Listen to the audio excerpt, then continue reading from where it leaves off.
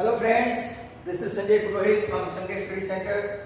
We would like to see section D, Gala paper, standard 3 and 4. First of all, we would like to see section D of Gala paper 3, in which question number 47 is like that. Divide the given line segment AB into 3 parts in the ratio of 2:3:4. Write the steps of construction. Actually, how to do that मैं आपको बता दूं. Roughly, this is your AB of take 7-8 centimeter. Draw an appropriate angle 60 and draw an appropriate angle 60 down. Now 2:3:4. मतलब के total parts हुए 2 and 3, 5 and 4, 9. 1, 2, 3, 4, 5, 6, 7, 8 and 9 of appropriate radius, and give them name like A1, A2, A3, A4, A5, A6, A7, A8 and A9.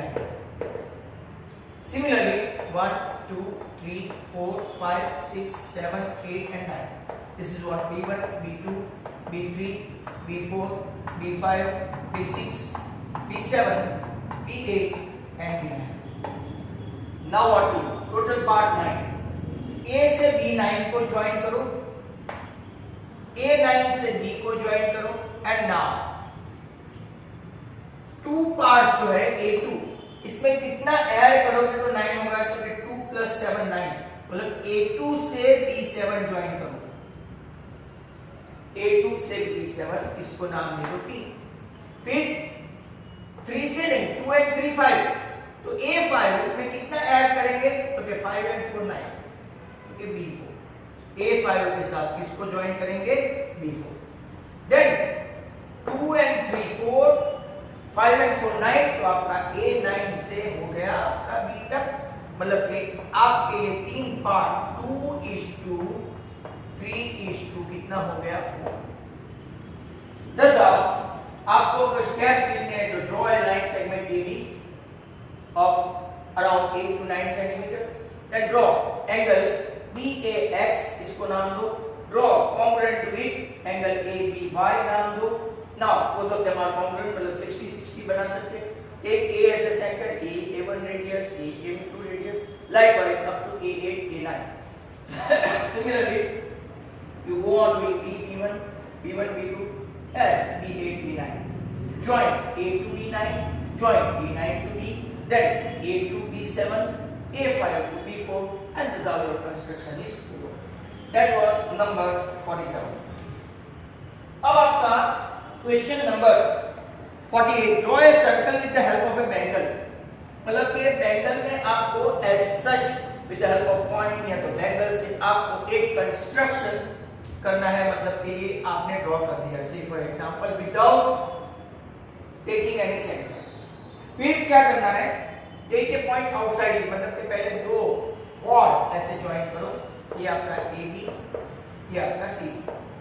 Now perpendicular bisector तो आता ही होगा. A से एक यहाँ, एक यहाँ, B से एक यहाँ, एक यहाँ. ये आपका परपेंडिकुलर बाइसेक्टर हो. वैसे CD का भी परपेंडिकुलर बाइसेक्टर ड्रॉ करो. 1 और तो 2 बाइसेक्टर जहां पे टच करे वो आपका center. Then very simple, take a point B outside it, perpendicular bisector of OP. O से एक ऊपर एक नीचे, P से एक ऊपर एक नीचे. आप उसको ऐसे ज्वाइन करो. वो सबका अलग अलग आएगा. M as a center, M as radius. आप एक ऐसा सर्कल ड्रॉ करोगे और फिर ये सर्कल जहां पे टच करे, सर्कल, हाँ सर्कल, और टेंजेंट ड्रॉ करो. ये आपका कंस्ट्रक्शन होगा 48. अब हम लोग देखने वाले हैं क्वेश्चन नंबर 49. तो look at this question number 49. 49 को देखो. 10 years ago, age of father was 12 times the age of his son. Let the age of father be X years and present age. To be very precise, present age of mother sorry son, be y years. How many years ago? 10 years ago. Age of father कितना होगा? Okay, x minus 10 years. Same as 10 years ago. Age of son कितना होगा? y minus 10. At that time father की age कितना गुना होगी? How many times? Well, let's read. Father was 12 times the age of his son then. 12. एक equation मिला x minus 10, 12y minus 120. मतलब कि आपका x minus 12y equal to minus 110 equation 1. अब 10 years hence, after 10 years, age of father will be, यहाँ पे was आएगा, will be x plus 10 was यहाँ पे after 10 years age of son will be y plus 10. तब पापा कितने बड़े थे? age of father will be twice the age of son. तो इतना कुछ खास डिफिकल्ट सम नहीं है. x plus 10 2y plus 20 मतलब कि x minus 2y equal to 10 equation हो गया 2. आपके पास ऑलरेडी है x minus 12y equal to minus 10 minus plus plus 12y minus 2y मतलब कि 2y 10y equal to 110 plus 120. मतलब कि सन की एज आ गई 12 years. तो पापा की एज क्या होगी? x minus 2 into 12 12 is 24. पापा की एज होगी 34 years. चेक करते हैं 10 साल पहले की ये बात है. 10 साल पहले की ये बात है. तो पापा की एज 24 और सन की एज 12 minus 10 हो गया 24. 12 into 24. 10 साल के बाद 34 plus 10 तो 44. तो 44 22 होगी double 44 22. That was 49. Question number 50 देखते हैं. Look at this 50. Watching from the point on the ground 50 meters away. 50 meters away from the base of a high-rise building. अब कौन बड़ा है वो पता नहीं. यहां से देखते हैं base of a high-rise building. Watching from the point on the ground 50 meters away from the base of a high-rise building. Angle of elevation of the first floor 30 and that of 10th floor 60. Find the distance between the first and the 10th floor. Look. A, B, C, D. √3 की value भी दे दी है. तो watching from a point on the ground 50 meters away from the base of a high-rise building, the angle of elevation of the first floor is 30 and 10th floor 60.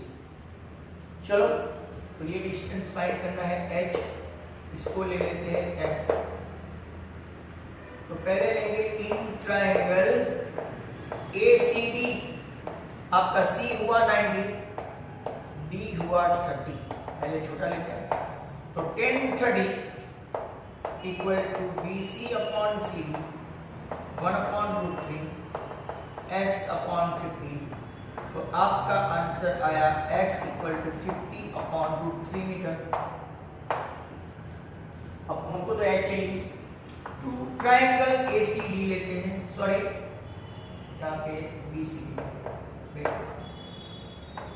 Major C तो 90 ही रहेगा, पर अब major B हो जाएगा 60. तो 10 60 opposite upon सी √3 x plus x upon 50, तो 50 √3 h plus 50 upon √3। तो इसको ऐसा ले लेते हैं h equal to 50 √3 minus 50 upon √3। √3 150, 150 minus 50, 50 into 3 100 and 50 हुआ 150 में से 50 गया, तो h इक्वल टू 100 और 1/√3 की वैल्यू दी है 0.58। आपका आंसर 58 मीटर आना चाहिए। वो लोग ने √3 की वैल्यू भी ली है तो थोड़ा बहुत आंसर डिफर करेगा, but this answer is allowed. Very important question. तो लेट्स स्टार्ट। इनका आंसर जो भी आता है 57.50 आता है, अपना आंसर 58 आता है। उसने क्या किया है वो भी मैं आपको बता दूं। यहाँ पे आपका 50 इंटू 1.73 लिया, फिर 50 इंटू 0.58 लिया इक्वल टू h लिया। आप लोग देखेंगे तो 86.5 और इसमें से 50 इंटू 58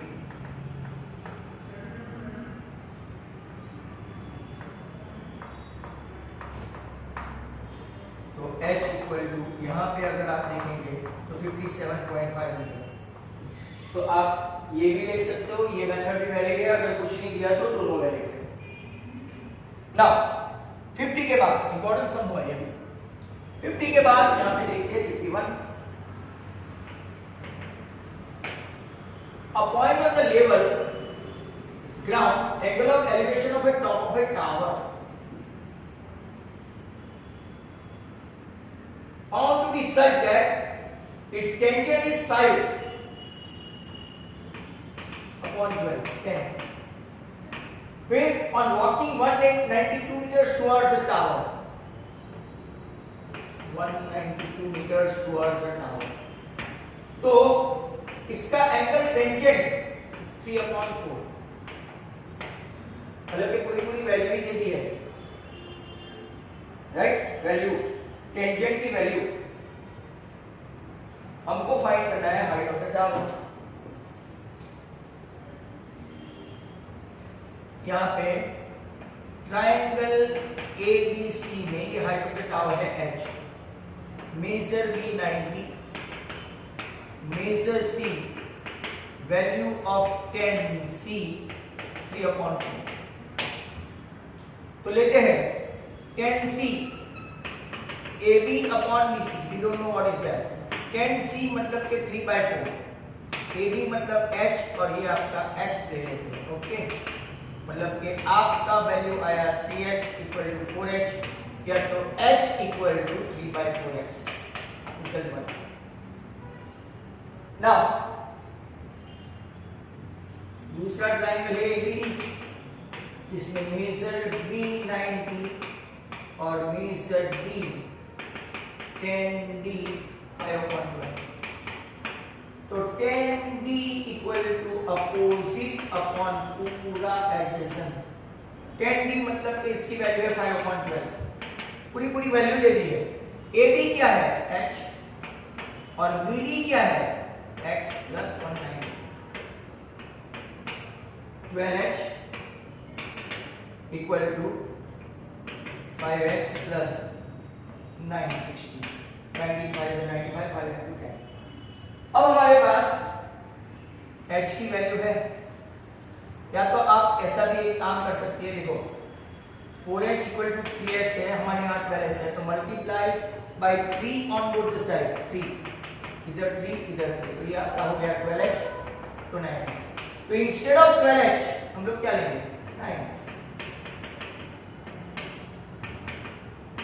मतलब कि आपका 4x इक्वल टू कितना हुआ 960, तो x इक्वल टू हमको तो किसकी वैल्यू चाहिए, तो के 4h equal to 3x, 4 into h equal to 3 40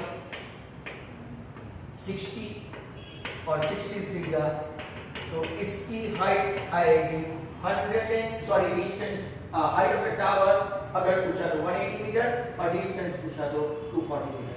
it's a very good question from Gujarat board. Number 52। Hi sir. एक minute. Now, question number 52. If the slant height of the frustum of a cone, slant height, put 20 centimeter, and radii 20 and 8 centimeter respectively. हम लोग पहले h find करेंगे, तो h square equal to l square plus r1 minus r2 the whole square, 20 square 20 minus 8 the whole square, 400 plus 12 का whole square 144, बराबर, sorry उल्टा लिखा है, माइनस आएगा, l square minus this, तो 400 minus 144 मतलब कि 256, इसका स्क्वायर रूट आएगा 16 सेंटीमीटर। अब फाइंड क्या करना है, वॉल्यूम। वॉल्यूम की formula volume of frustum 1/3 pi h r1 square r2 square r1 r2 1/3। इन लोगों ने 3.14 बोला है, h 16 आया है, r1 स्क्वायर 400 है, r2 स्क्वायर 64 है, और r1 r2 मिलके 20 into 8 160 है, 1/3 3.14 मतलब 314/100 16 400 and 560 plus 624, तो 3 2 जा 208, बराबर। इतने को मल्टीप्लाई करें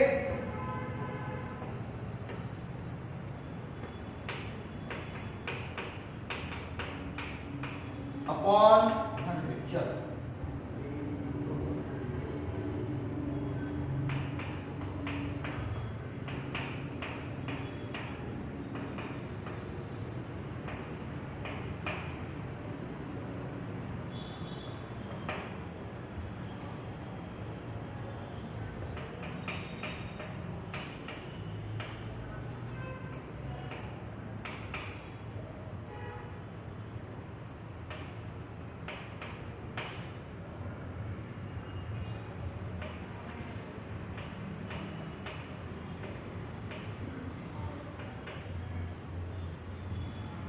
तो 10449.92 ऐसा कुछ आंसर आया, 10449.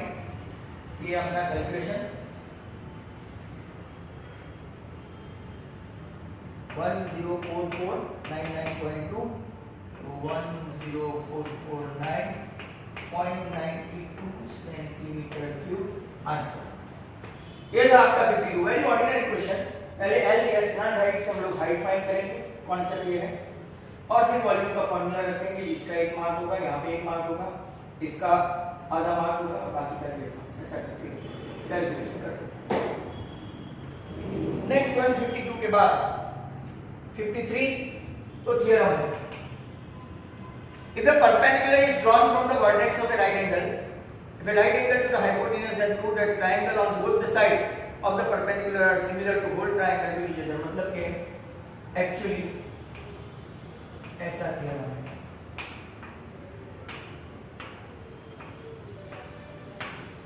If a perpendicular drawn from the vertex of a right angle to the hypotenuse then prove that triangle on both the sides of the perpendicular are similar. तो मैं आपको बता दूं, पहले मैं छोटा ट्रायंगल लूंगा ABD और इसको लूंगा मैं बड़े ट्रायंगल के साथ सिमिलरिटी करेंगे। Angle D is congruent to B angle A is congruent to A, तो बाय ए ए दोनों ट्राइंगल क्या हो गए similar, ADB similar to ABC, result 1। अब दूसरा ट्राइंगल लेंगे, ट्राइंगल बीडीसी, और ओरिजिनल ट्राइंगल कौन सा है, एबीसी। इसमें भी angle B is congruent to angle B पहले, and angle C is congruent to angle C common.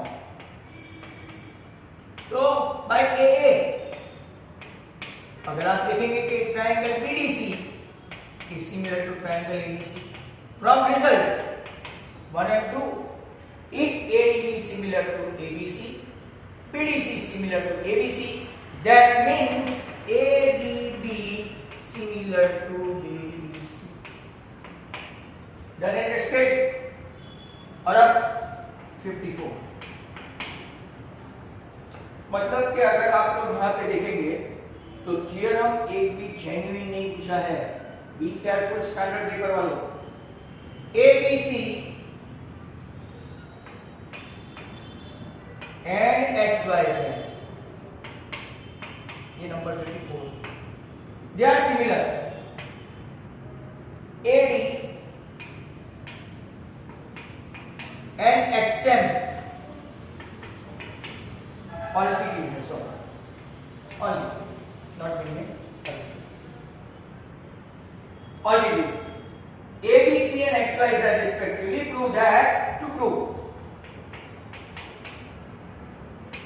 AD upon XM equal to BC upon YC। चलो ओके, लास्ट क्वेश्चन है ये थर्ड का। अगर आप देखेंगे प्रूफ में कि they mention that ABC is similar to XYZ, मतलब कि एंगल अगर आप देखना चाहो तो AB upon XY, BC upon YZ, AC upon XZ, not only that, A is congruent to X, B is congruent to Y, and C is congruent to Z। इतना prove हो जाता है रिजल्ट नंबर 1 में, क्योंकि they mention this. अब ये AB और XM दोनों ऑल्टीट्यूड है, बराबर। अब हम लोग क्या करेंगे, यहां पे देखो, यहां से अगर आप ये ट्राइंगल लेते हैं, ये ट्राइंगल, तो आपको ये ऑल्टीट्यूड तो प्रूव करने का ही रहा, मतलब कि हम लोग एरिया की तरह चलते हैं। आप देखो तो एरिया, अगर दो ट्राइंगल सेम है, दो ट्राइंगल सेम है, जरा ध्यान से देखो, if both the triangles are similar, then their area of ABC upon XYZ equal to area क्या होगा, half into AD upon BC, AD into BC sorry, और यहाँ पे हाफ इंटू XM, ये कैंसिल हो गया एरिया। अब आपको पता है BC upon YZ, half half cancel हो गया, तो हमको क्या प्रूव करना है कि ABC XYZ ये तो अपना एरिया हो गया, बराबर। तो वेट करते हैं जस्ट मिनट, ओके। सो ये तो एरिया का हो गया, बट अगर ये सिमिलर है तो आपके पास ये रिजल्ट 1 है। अब हम लोग क्या लेते हैं, try to see in triangle ABD and triangle XYM, आपका angle B is congruent to Y है, और angle D is congruent to M, ये गिवन है और ये राइट एंगल है। Therefore, by AA कौन से दो triangle ABD similar to XYM हुआ। अगर ऐसा है तो हम लोग यहां से क्या लेंगे, यहां से AD, यहां से XM, फिर यहां से BD और यहां से क्या लेंगे YM। बट अगर आप लोग देखेंगे कि हमारे पास ये सॉरी ए बी, ये साइड है ना, सॉरी ए बी अपॉन क्या लिखेंगे X Y, but A B upon X Y equal तो हमारे पास है ना B C upon Y Z है, राइट है। वापस से समझ लो, हमको ये प्रूव करना है ये ट्राइंगल है A B C X Y Z पूरा दिया है, सिमिलर है, angle A congruent to X, B congruent to Y, C congruent to Z because they are similar. A B upon X Y, B C upon Y Z, A C upon X Z, ये भी है, दोनों similar है, हो गया। अब हम लोग ये ट्राइंगल और ये ट्राइंगल लेते हैं, इसमें आपके पास angle B is congruent to Y given है और D and M right angle है ऑलरेडी 50 डिग्री, तो पूरे ट्राइंगल कैसे हो गए, सिमिलर हो गए। सिमिलर हो गए तो A B upon X Y equal to A D upon X M ले सकते हैं, but A B upon X Y के बदले हम लोग B C upon Y Z यहाँ से दे सकते हैं, हेंस इट इज इक्वल। तो आपका क्वेश्चन नंबर 54 भी यहाँ पे खत्म हुआ। 54 के बाद क्वेश्चन नंबर 4, पेपर नंबर 4 में मैं आपको क्वेश्चन नंबर 47 एक कंस्ट्रक्शन बता दूं। Paper 4 construction 47, okay, construct a triangle with sides 5, 6 and 7 centimeter and then another triangle with sides are 7/5 on corresponding side. The first triangle, write the steps of construction. This is I think number 3, 4, third, 4 around in 11.1 you can see my channel, YouTube channel. इसके बाद का draw a line segment AB of length 8 centimeter, taking A as a center, draw a circle of radius 4, taking B as center, draw another circle of radius 3. पूरा उल्टा है। 11.2 में आपको ये question number 4, 5 के आसपास मिलेगा। Construct a tangent to each circle from the center of the circle. One from 11.1, one from 11.2. इसके बाद अगर हम लोग देखेंगे तो यहाँ पे दूसरा एक भी क्वेश्चन ऐसा नहीं है, दैट मीन्स 47 एंड 48 पेपर का हो गया है, तो हम लोग देखने वाले हैं नेक्स्ट क्वेश्चन।